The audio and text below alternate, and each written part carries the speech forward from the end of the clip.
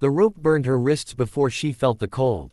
That was the first thing she noticed, how the skin there screamed hotter than the winter air, hotter than the shame roaring in her ears. Snow had packed itself into the cracks of the town square, gray and trampled, and every step she was forced to take ground that slushed deeper into her torn shoes. Someone shoved her from behind. Someone else laughed. She did not look up. Looking up only gave them her eyes, and she had already given them enough. Barren. The word cracked through the crowd like a stone against glass. She had heard it whispered before, hissed behind doors, muttered at church when she bowed her head a second too long. But here, dragged by a rope like an animal, the word felt heavier. It pressed into her spine, bent her forward, made her stumble so hard her knees struck stone. The rope jerked tight, yanking her back up by the wrists. A cheer rose, ugly and sharp. Her name used to mean something else. It had meant warmth, or kindness, or the way she sang while kneading dough. It had meant a woman who kept her home clean and her husband fed. But names were fragile things. All it took was an empty cradle and too many years, and a woman became a curse. They said she had offended God. They said her body was proof of sin. They said her husband's death was no accident, that a womb like hers could rot a man from the inside. She tasted blood where she had bitten her tongue and forced herself not to cry out. Tears only pleased them. Silence, she had learned, was the only weapon left to someone already stripped bare. The town square circled her like a pit. Faces blurred together, neighbors, women she had shared bread with, men who had tipped their hats to her once. The preacher stood near the well, hands folded, mouth thin. He did not meet her eyes. That hurt more than the rope. Drag her once more, someone shouted. Let her feel it. The rope tightened, and her feet slid across stone, her skirts tearing, her palms scraping raw as she fell again. Pain became something distant, a ringing behind her eyes. She focused on the mountains beyond the rooftops, their dark backs rising into cloud. She had loved those mountains once. They had felt like guardians. Now they only watched. She thought of her husband then. Of the way he had held her hands and said, softly, as if the words themselves were fragile, "It isn't your fault." She had believed him. She still did. But belief was no shield against a town that needed someone to blame. The crowd shifted suddenly. Not with excitement, but with uncertainty. The rope went slack for half a breath. A sound rolled in from the far edge of the square, slow, heavy footsteps. Not hurried, not afraid. She lifted her head despite herself. He stood where the road from the mountains spilled into town, a figure out of place among clean coats and polished boots. His clothes were rough, stitched and patched, fur lining his shoulders. Snow clung to his beard and hair, dark and wild as the timberline. A rifle rested easy in his hands, not raised, not threatening. Just present. A mountain man. The crowd murmured. Some stepped back without realizing it. He looked at her first. Not at the rope. Not at the men holding it. At her. His eyes were a winter gray, sharp as flint, and when they met hers, something in her chest cracked open. There was no pity there. No hunger for spectacle. Only a quiet, dangerous clarity, as if he were taking the measure of the world and finding it wanting. Let her go, he said. His voice was low, roughened by cold and smoke, but it carried. It did not ask. It did not rise. A man near the rope scoffed. This ain't your business, mountain dog. The mountain man's gaze shifted, slow and deliberate, until it settled on the speaker. The rifle did not move, but the man's laugh died in his throat. I said, the mountain man repeated, cut the rope. The preacher found his voice then. This woman has been judged. She brings misfortune. The Lord. The mountain man turned his head just enough to look at him. If your Lord needs you to drag a woman through the snow to prove his strength, he said, then he's smaller than I was taught. A ripple of unease spread. Hands loosened on the rope. Someone muttered a prayer. Someone else swore. She's barren, a woman cried. She's cursed. The mountain man's eyes flicked back to her, and his jaw tightened. You ever watch a river in winter? He asked, his voice cutting through the noise. Looks dead. Frozen solid. But underneath, it's moving. Strong enough to tear trees from the bank come spring.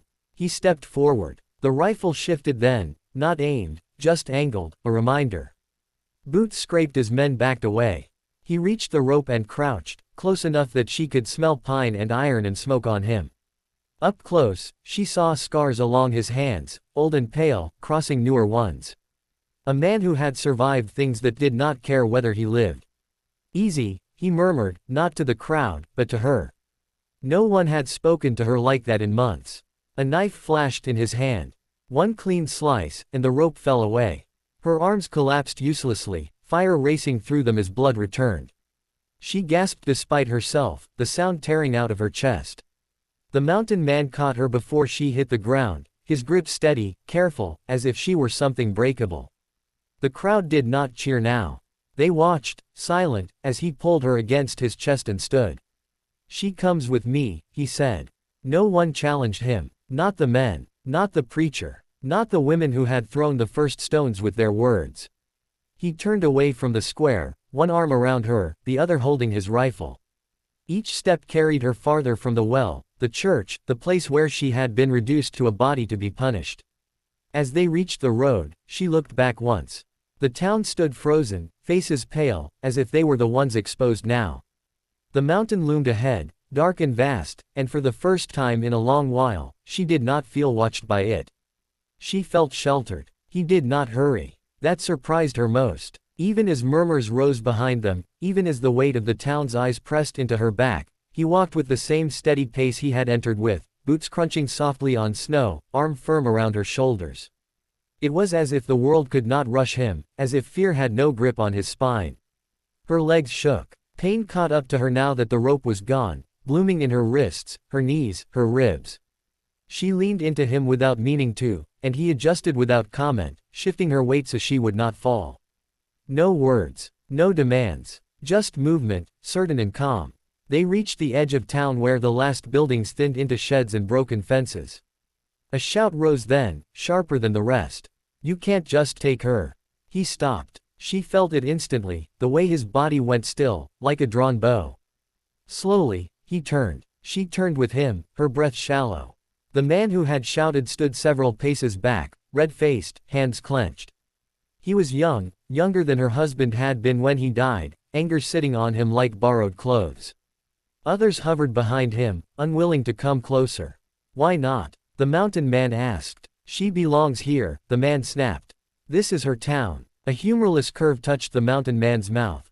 "No," he said. "This is the place you hurt her." Silence followed. The wind slipped between them, lifting loose snow into brief, whispering spirals. The mountain man turned again, and this time, he did not look back. The road climbed almost immediately, winding between frost-blackened trees. The town disappeared faster than she expected, swallowed by bends and rising ground. Her chest loosened with each step, though pain still threaded through her like wire. When her knees buckled at last, he stopped without a word and crouched. "Can you walk?" he asked. She opened her mouth, then closed it. Pride flickered and died. She shook her head. "All right." He shifted the rifle to his back and lifted her as if she weighed nothing, one arm beneath her knees, the other braced around her back. She stiffened, startled by the closeness, by the way her cheek brushed his coat. Heat radiated from him, solid and real. Her voice cracked. She swallowed. I know," he said quietly. "Rest." She let her eyes close. Time became the rhythm of his steps and the sound of his breathing. The mountains wrapped around them, taller and closer than they had ever looked from the square. Trees pressed in, branches heavy with snow, the world narrowing to a path only he seemed to know. She drifted in and out, waking to the creak of leather, the smell of smoke that clung to him, the low murmur of his voice when he spoke to a horse she could not yet see. When she woke fully, she was lying near a fire. Panic surged, sharp and sudden, until she felt a blanket over her shoulders and the ache in her wrists dulled by warmth. She pushed herself up, wincing. "Easy," he said from across the fire. He was kneeling, stirring something in a small pot, steam curling into the cold air. His coat lay nearby, folded. Without it, he looked broader somehow, thick with muscle earned the hard way. Scars showed at his throat, pale against weathered skin. "Where am I?" she asked. "My camp," he replied. "For now." She drew the blanket tighter. "Why?" He glanced at her then, eyes reflecting firelight. "Because leaving you there wasn't an option." The simplicity of it struck her harder than any sermon ever had. She looked down at her hands, wrapped now in clean cloth, salve cooling the burns. "They'll say you stole me," she murmured. "They can say what they like. They'll say worse about me." His jaw tightened. They already did. The pot came off the fire. He poured the contents into a cup and brought it to her, testing it with a careful finger before handing it over. Broth. Simple. Rich. Drink. She obeyed. The warmth spread through her chest, steadier than any comfort she could remember. When she finished, her hands shook less. "My name is Eli," he said then. Eli called her. She hesitated, then gave him hers. Saying it felt strange, like lifting something long unused. He nodded, as if committing it to memory. "You can stay tonight. Tomorrow, we'll see." "See what?" "What you want." A bitter laugh escaped her before she could stop it. "I don't think wanting has much to do with things anymore." Eli studied her for a long moment. "It has more to do with them than you were allowed to believe." Night deepened. The fire burned low. She slept again, deeper this time, dreaming not of rope or stone, but of water moving beneath ice. Morning came thin and pale. Eli helped her to her feet, checking her bandages, his touch practical and respectful. Outside the ring of trees, the land opened into a wide, white sweep. A horse waited there, tall and patient. "I don't have a town to give you," he said as he settled her onto the horse. "But I've got land higher up.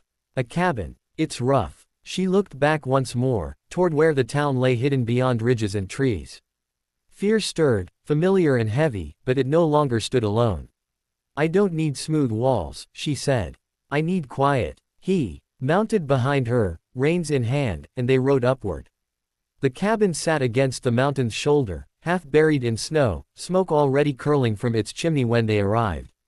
Inside, it was spare but solid, thick logs, a wide hearth, shelves lined with tools and jars. Nothing decorative, everything useful. Days blurred into each other. Her body healed slowly, pain ebbing and returning like a tide. Eli left at dawn and returned at dusk, bringing meat, wood, news of the weather. He spoke little unless she asked, and when she did, he answered honestly, without softening edges or sharpening them. She learned the sounds of the mountain, the way wind meant snow, the way silence could mean a storm had already passed. She learned how to tend the fire, how to set snares, how to read tracks pressed into white. At night, when the cold pressed hardest, she sometimes woke shaking, memories clawing back. Eli never asked why. He only stoked the fire and sat nearby until her breathing steadied. One evening, as the sky bruised purple and gold, she stood outside the cabin and realized she had not thought of the town all day.